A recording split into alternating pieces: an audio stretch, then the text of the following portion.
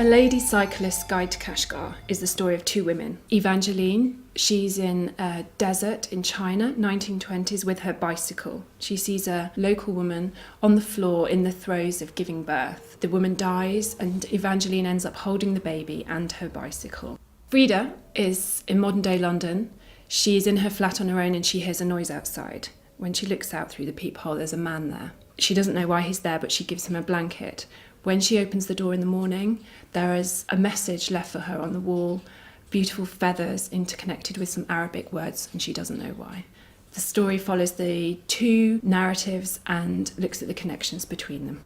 Evangeline is working on her own guidebook to cycling, which was very much inspired by a real manual that I discovered called Bicycling for Ladies from 1893, which has got some really wonderful illustrations and advice such as what to wear, what bloomers to wear, what kind of hat, how to make sure you always have a notebook in your pocket and jot down interesting things that you see on your way. She refers to it as the art of wheeling, which I think is rather wonderful.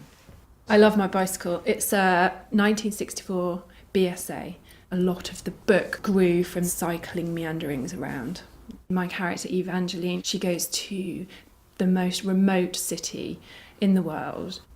She can't really escape where she's coming from. She can put herself in this completely exotic, foreign, totally unfamiliar terrain, but those questions are still there, and I think that's the same for all of us. As Elizabeth Bowen called it, the return, we are always coming back to the same place and the same things.